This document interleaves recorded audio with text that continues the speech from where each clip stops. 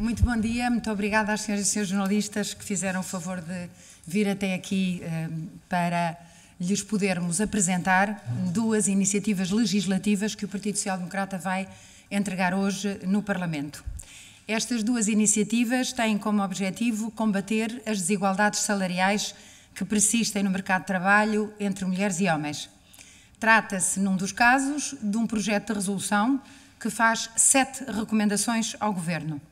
Essas recomendações vão no sentido de intensificar a ação inspetiva da Autoridade para as Condições do Trabalho sobre a matéria das diferenças salariais, de atualizar a informação disponível com base no primeiro relatório que o anterior Governo elaborou em 2013 e que levou à concertação social em 2014, elaborando agora um novo relatório com dados mais atuais sobre essas diferenças salariais, também no sentido de tornar obrigatório para as empresas do setor privado a elaboração de levantamentos sobre os seus dados relativamente às diferenças salariais que praticam, recomendando também ao Governo que as empresas que praticam diferenças salariais sejam identificadas numa listagem publicada no site das entidades com competência na área das relações laborais e, portanto, um conjunto de 7 recomendações que constam do documento que vos foi distribuído.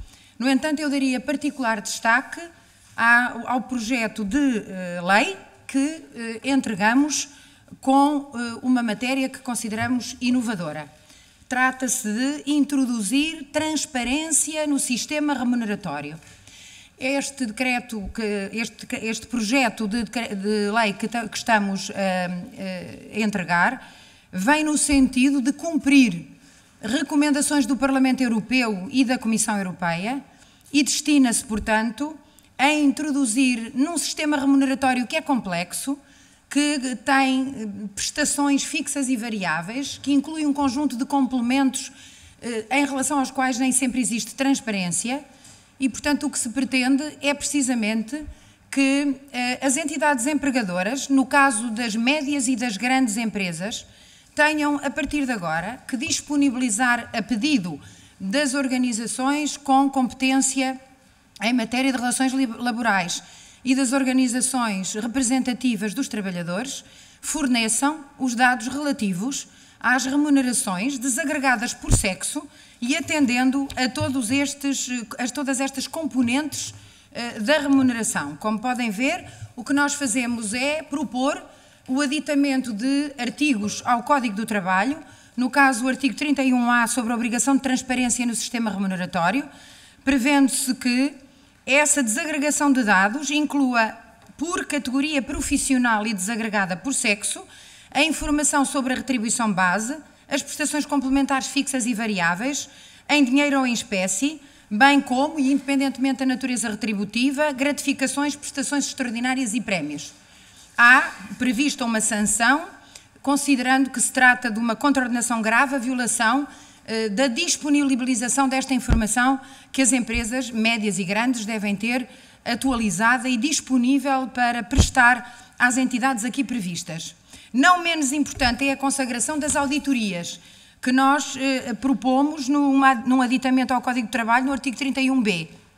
Isto também na sequência das recomendações do Parlamento Europeu e da Comissão Europeia, que prevêem a realização de auditorias com uma periodicidade regular por parte de empresas médias e grandes, que analisem a percentagem de homens e mulheres por categoria profissional, o sistema de avaliação e de classificação que praticam, podendo os resultados dessas auditorias serem disponibilizados também a pedido às entidades representativas dos trabalhadores e aos parceiros sociais.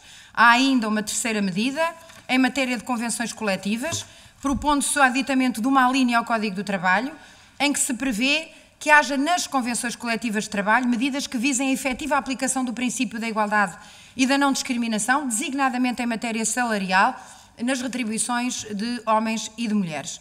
Trata-se, portanto, do reconhecimento de que, apesar do que foi feito pelo país nos últimos anos, apesar das medidas que foram tomadas relativamente a esta matéria, não foram poucas, estarmos perante uma matéria em que as desigualdades são persistentes, são particularmente resistentes à intervenção política e mesmo do legislador E apesar do princípio da igualdade salarial estar consagrado há muitos anos nos tratados, na Constituição e na lei laboral, na verdade, as diferenças salariais permanecem e, embora se trate de um problema que não é só nosso, é um problema que alastra a um conjunto muito amplo de países em todo o mundo.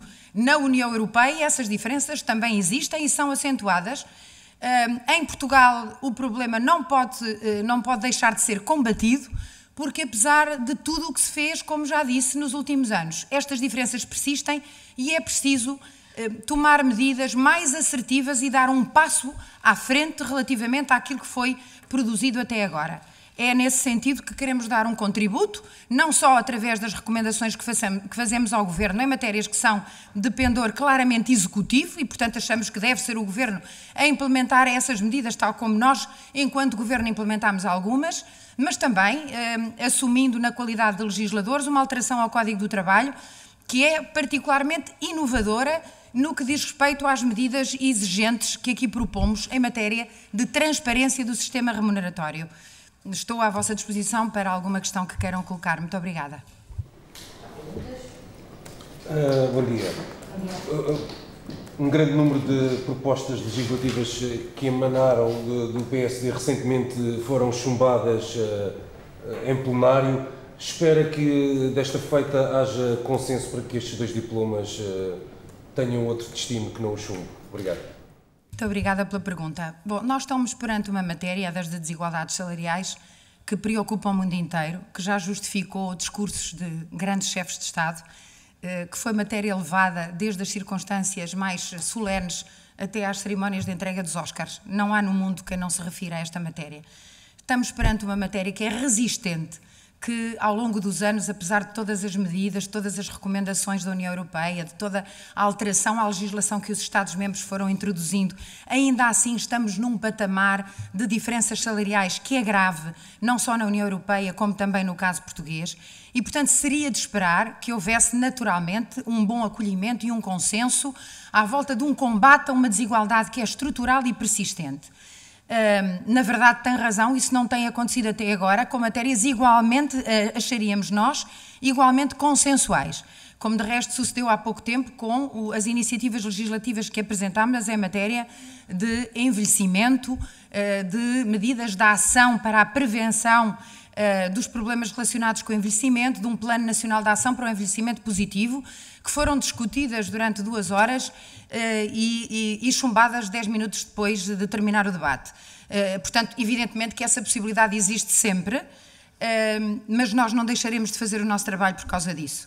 O PSD, estando no governo ou estando na oposição, tem as suas causas, identifica as suas prioridades, trabalha sobre elas e apresenta propostas. Caberá depois aos outros partidos ajuizarem se essas propostas devem ou não devem merecer o seu aval. Nós continuaremos a trabalhar independentemente desse resultado. Muito obrigada. Muito obrigada. Eu tenho uma pergunta.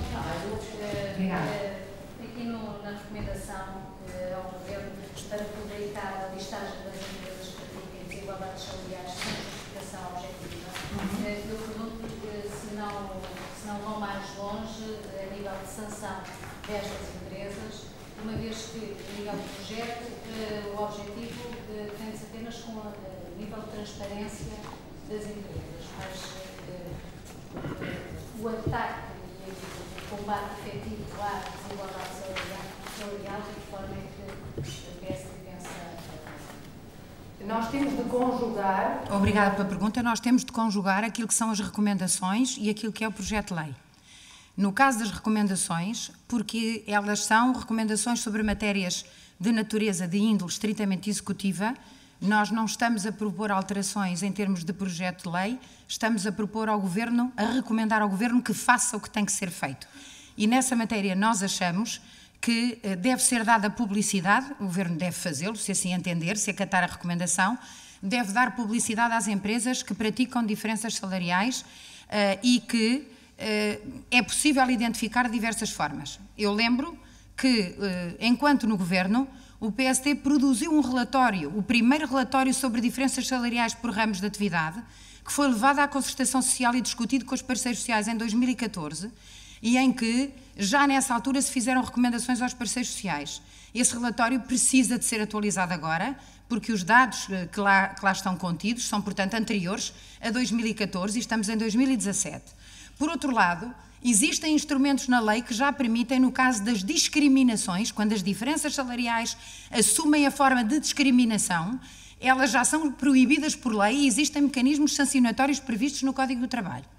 Aqui a medida da divulgação é, digamos assim, uma medida de uma certa pressão sobre as empresas, no sentido de lhes dizer que aquelas empresas que praticam diferenças salariais não justificadas passarão a ser conhecidas da opinião pública. As pessoas passarão a saber quem são essas empresas e poderão também tomar decisões de compra de bens e serviços em função disso. Isto é, se a opinião pública souber que há empresas que praticam desigualdades salariais que não têm uma justificação objetiva, elas poderão atuar no mercado em relação a essas empresas de uma forma que as penalize. E isto, de resto, tem acontecido assim em alguns países do Norte da Europa. Portanto, a divulgação por si só é uma forma de pressão sobre as empresas, mas não seria, evidentemente, suficiente se não houvesse mecanismos sancionatórios para as discriminações propriamente ditas. E esses mecanismos estão previstos. O mecanismo sancionatório que nós introduzimos, de novo, está no projeto de lei e não nas recomendações, em relação à não prestação da informação detalhada e desagregada por sexo, que aí se prevê num artigo novo que propomos que seja aditado ao Código do Trabalho. Isto é, existe uma estrutura de remuneração complexa. Toda a gente sabe que muitas vezes as diferenças salariais entre homens e mulheres não estão patentes naquilo a que se pode chamar a retribuição base. Elas somam-se à medida que consideramos um conjunto de prestações fixas e variáveis, complementos, prémios, que não estão incluídos nessa retribuição base. E, portanto, é preciso que essa estrutura remuneratória, que à partida é complexa e dotada de alguma opacidade, seja tornada mais transparente. E é nesse sentido que outros países da União Europeia têm legislado nos últimos anos, designadamente no caso mais recente da Alemanha, precisamente para introduzir transparência nas remunerações. Essa é, digamos, a proposta mais inovadora, é que as empresas têm que ter informação atualizada sobre as remunerações que pagam, desagregadas por sexo, a homens e a mulheres por categoria profissional, não nominativa, não queremos identificar os dados pessoais de cada um, queremos saber por categoria profissional, para que seja possível, observando aqueles dados, perceber onde é que estão as diferenças que no final se encontram para o mesmo trabalho ou trabalho de valor igual naquilo que é pago no conjunto das prestações remuneratórias aos homens e às mulheres. E aí está prevista, precisamente, está previsto que se considere uma contraordenação grave a violação da disponibilidade desta informação, e a contraordenação grave dá naturalmente origem a uma coima cujo valor é variável em função da própria capacidade produtiva da empresa, enfim, dos resultados do volume de negócio das empresas, é gradual e pode ir até, se não me engano, 5.000 euros. Não sei se há mais alguma questão. Muito obrigada.